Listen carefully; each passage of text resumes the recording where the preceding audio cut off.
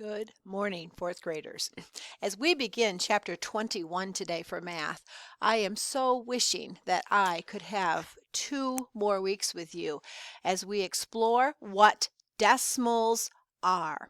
This is going to be really important that you catch on to the few things that we can do yet this week to introduce decimals, because a big part of starting fifth grade is to know a little something about decimals, and you'll learn a whole lot more.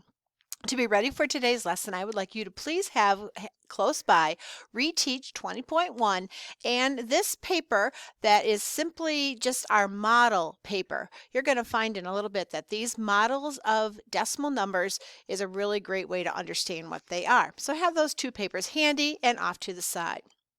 But before we tackle our assignment, we have some things to learn about decimals. Let me get my vocabulary up card right here. So in your mind, what is a decimal?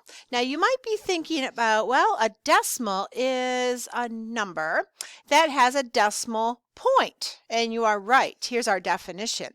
It is a number with 1 or more digits to the right of a decimal point. And so decimal numbers have a decimal point. It's not called a period in math, it's called the decimal point. And a decimal point is going to separate whole numbers that we're used to using and decimals, pieces that are less than 1. Now think with me, please. Where have you seen decimals in your life before? Good. If you say on a price tag, you are exactly right.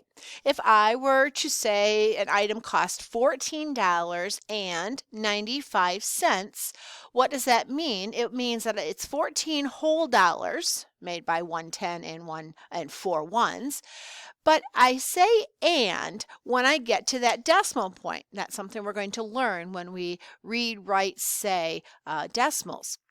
But today we're going to learn what are some of the places to the right of a decimal point. Now you know to the left, quick review, this we would call the 4 is in the ones place, and this 1 is in the tens place. That's our place value that we've been working on and working with all year long. But as we move into decimals, we're saying we can have less than 1 whole number. And so this first place is actually called the tenths. It's not called the once. There is no such thing. But these are tenths. And if I think about money, it makes sense, because if I have 95 cents, I have 90 plus 5. That 90 would be 9 tenths, right? 9 dimes, pieces of a dollar. And this 5 is in the column called hundredths.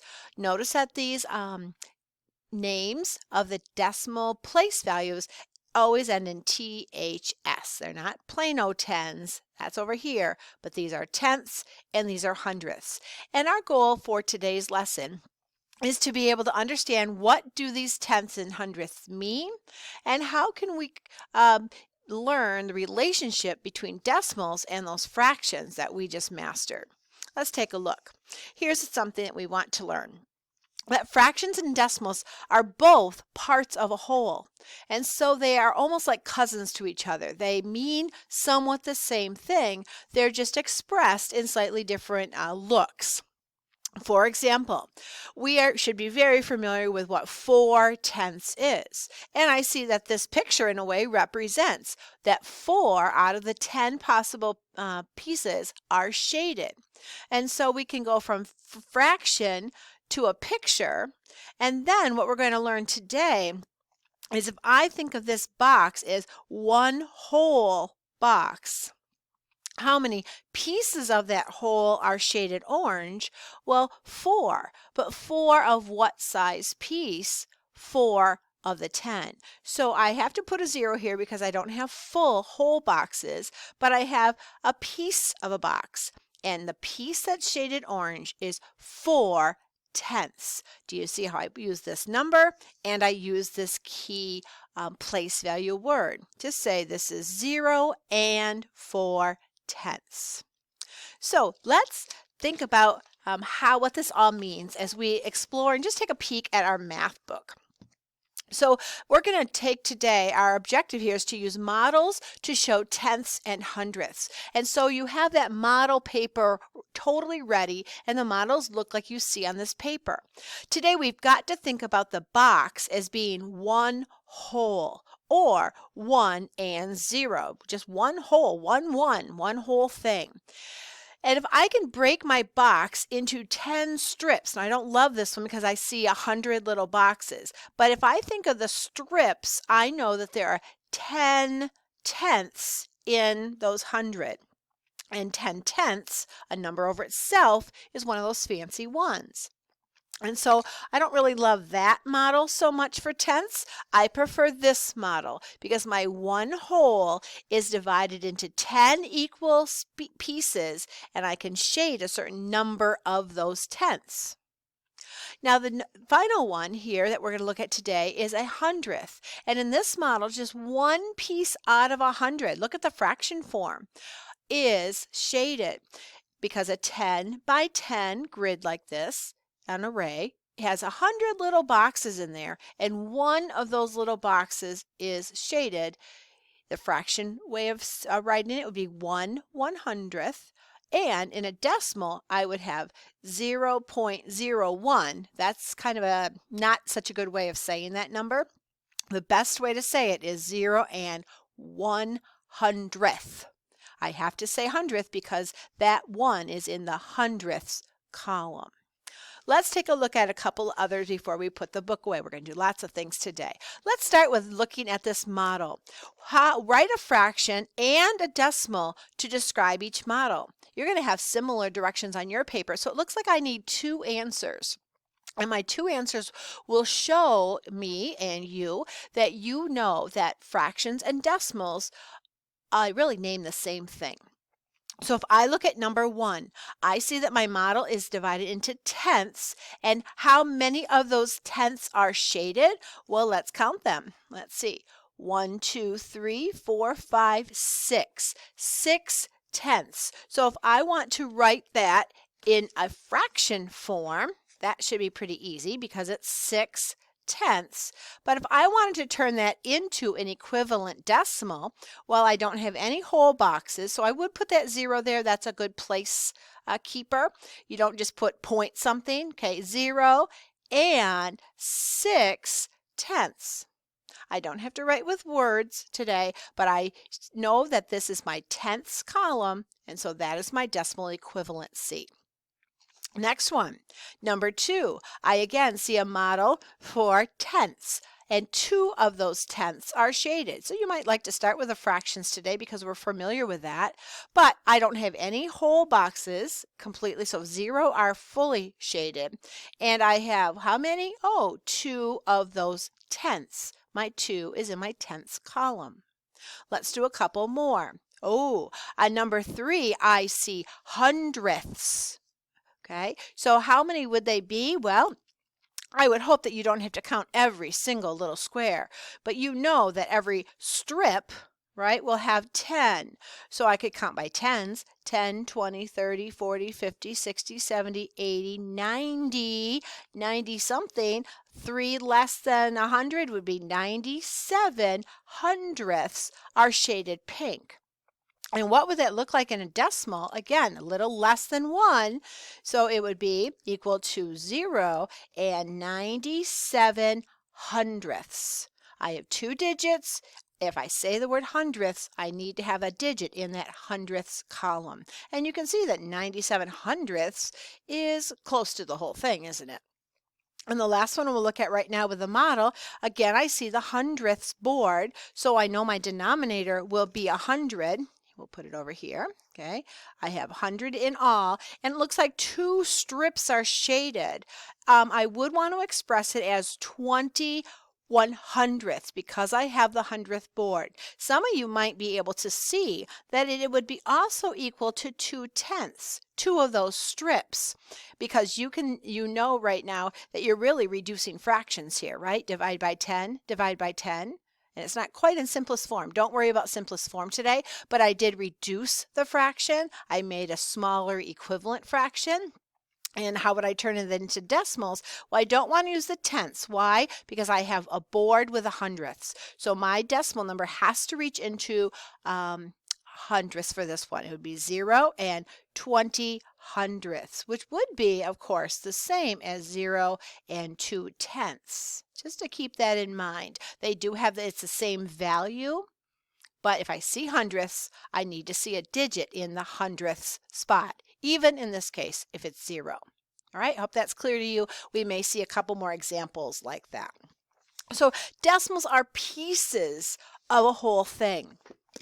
What I'd like to try next is to look at Reteach. And you're going to have to be very organized, because as we do Reteach today, because this is a lot about modeling, you are going to be writing your answer and drawing your model on my model paper.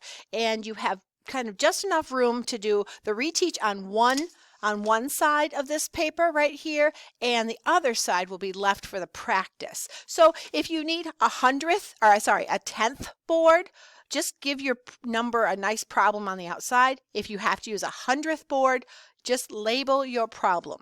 Here we go. So we have, let's just look at this example since this is so new to us.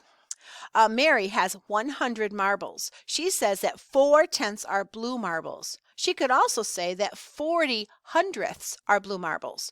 Both numbers can be written as fractions and decimals. So if I see tenths, I'm going to write it with tenths, and my decimal will reach into my tenths column. If I see hundredths is my denominator, I'm thinking of this model of 100, and 40 of those tiny little squares are shaded, 40 hundredths. So what do we need to do on our practice? And you'll do some of the same things on your practice side. Here's the Reteach. So on my paper, I'm going to put my name, and I am going to label this. Use a grid paper. Draw a model to show each fraction, then write the fraction as a decimal. So here we go. If you do it neatly, you may just do it on one of the papers, but I'm going to label, I see tenths. So I'm going to use this board right here, and I'm going to label it number 1. And I need to show 6 tenths. Because it's written in fraction, that's pretty easy. 1, 2, 3, 4, 5, 6. I have shaded 6 pieces out of the 10. What's another way to do it? Here's what I'd love for you to do on this line right here. 6 tenths is what you just drew, and that is going to equal, in decimal form, 0 and 6 tenths. See that? Because remember, this first column to the right of a decimal is tenths. Number 2, I need hundredths. I'm going to label this one right next to it as a number 2. 4 hundredths. 4 little pieces. That's not very many. 1, 2, 3, 4. My shading shows 4 hundredths. And what's that decimal? Well, certainly not any, the whole one is not shaded. 0, and now careful, I have 4 hundredths. So I need to put a 0 on my tenths. I have no complete strips, do I? But I do have 4 little squares. So that's a tricky one. That is what 4 hundredths looks like. Number 3, I need tenths. Maybe I can move right along here. I have 8 tenths. I want to shade it. 1, 2, 3, 4, 5, 6, 7, 8. Copy it, 8 tenths, and you're catching on. 0.8, or the better way of saying it is 0 and 8 tenths is your answer for number 3. Number 4, I have 50 100ths. Well, 50 I know is 5 strips of 10. 10, 20, 30, 40, 50. I have 50 100ths, and that's also known as lots of things, right? It's also known as 5 tenths, but because I see the hundreds in my denominator, and I'm using the 100 board, then I have 0 and 50 hundredths. So you're modeling it, and you're showing that fractions are equivalent to decimals and decimals are equivalent to fractions. So on the bottom, you have to do kind of just the opposite. On number 5, it looks like I'm reaching into my tenths. So I think this is going to be number 5. I have 0.2. What does that mean? Well, 2 tenths. Shade it and turn it into a fraction. 6, I'm reaching into my hundreds. I have 59, 10, 20, 30, 40, 59. 59, let's see, we started with decimal. 0.59 equals